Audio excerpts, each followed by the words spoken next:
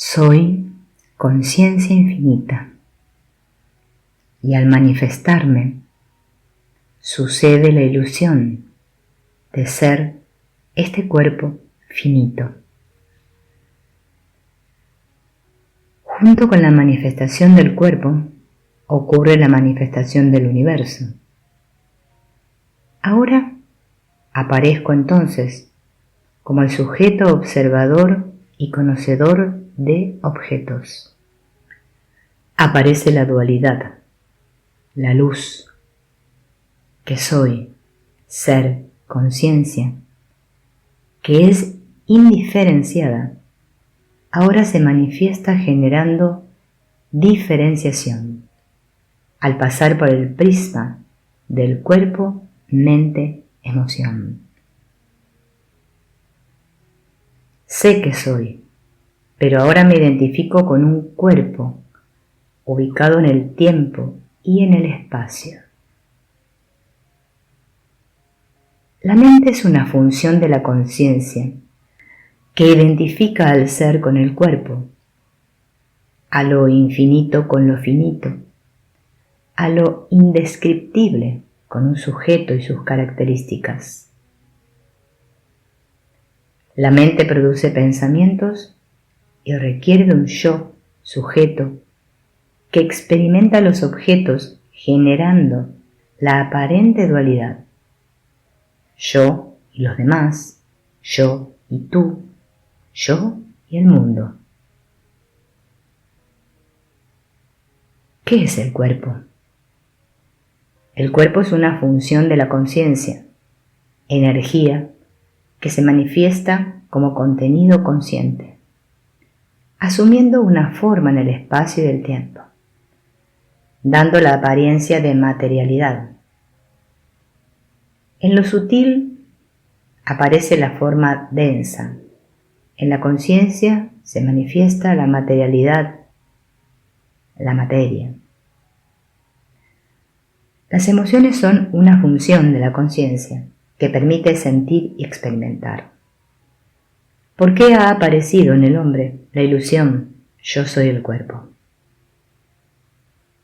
¿Cuál es el estado del hombre al nacer? ¿Cómo ha desarrollado la idea de yo y mío? ¿Ha nacido libre de cualquier miedo? Si no, ¿cómo y por quién puede liberarse de él? ¿Cómo podrían los seres humanos, que únicamente viven en el plano animal y no ven más que el cuerpo como meta y fin, ver a Dios? Aquel cuyo poder ha dado vida al sol, a la luna y a los dioses, ese todopoderoso que es el soporte de todo, que está presente en el corazón de todos los seres, este se ha vuelto invisible para el hombre. El hombre, cuyos ojos son atraídos por el exterior, no ve más que el exterior. No le informará más que de los objetos exteriores. Los objetos groseros serán visualizados por el ojo grosero, y lo sutil será captado por los sentidos que, igualmente, son groseros. Como el ojo, los otros órganos de los sentidos, oído, olfato, tacto, etc., están dirigidos al exterior y existen debido a la fuerza de los objetos exteriores. Durante numerosas vidas, el mental y el intelecto han adquirido la costumbre de no ver más que el exterior, y así se ha hecho difícil el volverse hacia el interior. Este camino, que se llama el camino de vuelta o dirección inversa, es el camino que siguen los sabios. Ellos se vuelven en dirección opuesta y, observando el mental, abandonan todo apego a la visión exterior. Si mezclamos la tierra y el agua, estos dos elementos desaparecen y aparece el barro, como el yo. El albañil utiliza piedras y tierra para construir un muro, pero ya no vemos estos elementos cuando miramos el muro. Estos ejemplos nos ayudan a comprender cómo el contacto entre la conciencia y la ignorancia hace aparecer esta cosa tan extraña llamada intelecto y cómo de este contacto surge el mundo. ¿Qué es el yo? ¿Qué es un cuerpo? Es un conjunto de elementos como las manos, los pies, la boca, la nariz, las orejas, los ojos, etc. Es al conjunto de todos estos elementos a lo que llamamos cuerpo. ¿El yo está en uno de estos elementos? Sí, por ejemplo, decimos, el yo es la mano.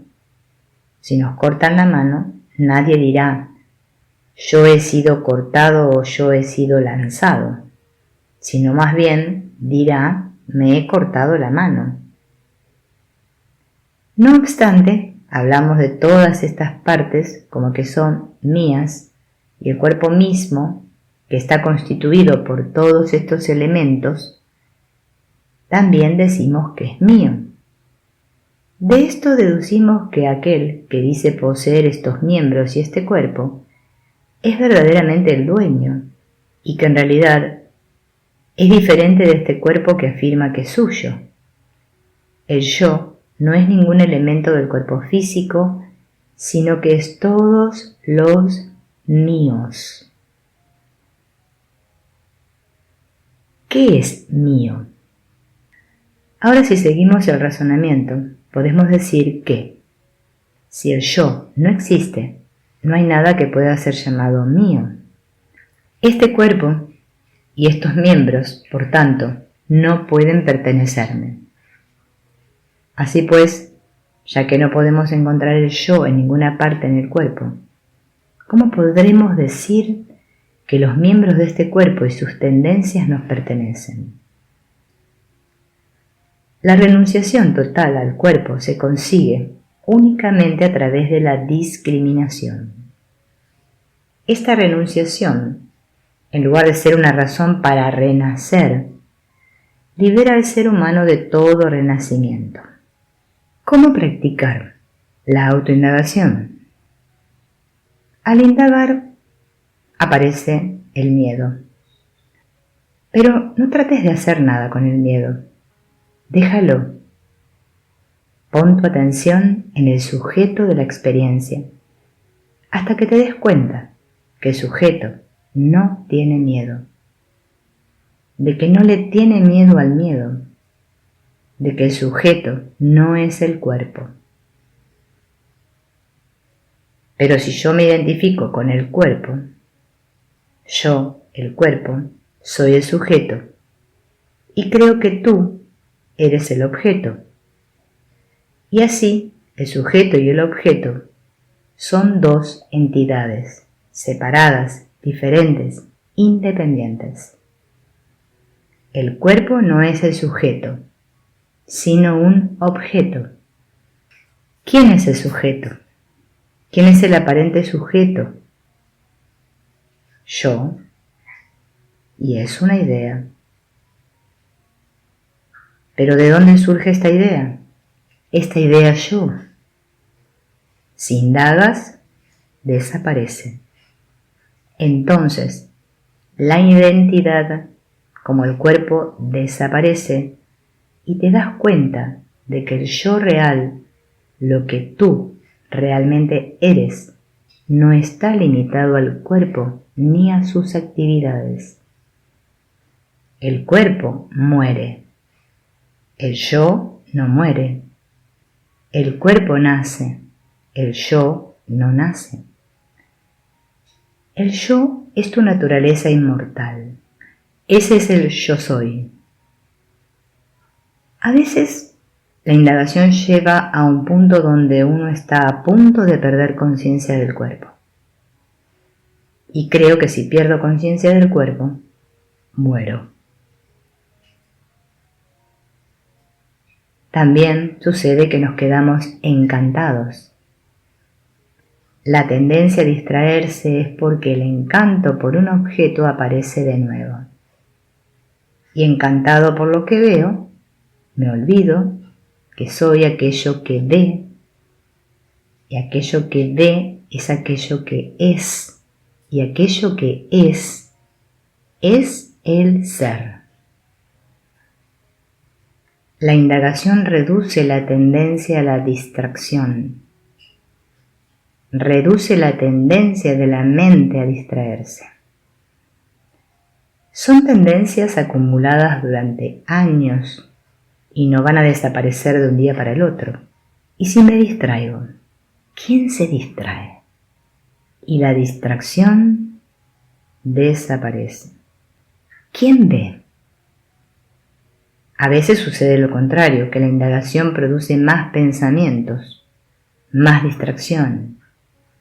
Tendencias escondidas a nivel subconsciente emergen a la superficie, que ni siquiera sabía que existían. Ve al que ve a la mente, y si sigues viendo la mente, vas a seguir viendo la mente, pero la atención va a estar en el que ve a la mente. Si la atención está en el que ve a la mente no te molesta, y así los pensamientos van y vienen, van y vienen. ¿Quién es ese que ve a la mente? Yo. Y si tú ves a la mente, tú no eres la mente. Tú eres el que ve a la mente, el testigo de la mente. Mientras yo me identifique con el cuerpo, lo que suceda al cuerpo me afectará, porque yo creo que yo soy el cuerpo. Entonces me afecta a mí. Esto me pasa a mí. Lo que está pasando me pasa a mí. Pero cuando la idea yo soy el cuerpo desaparece, a mí no me pasa nada. Las cosas siguen sucediendo, pero no me pasan a mí. Y lo que sucede no está separado de mí. Entonces, ¿a quién le pasa qué cosa? Esa es la última pregunta. ¿Quién es el testigo de qué? Si los dos se realizan como uno, entonces, ¿quién es el sujeto y quién es el objeto? ¿Miedo a qué? Si no hay nada separado de mí.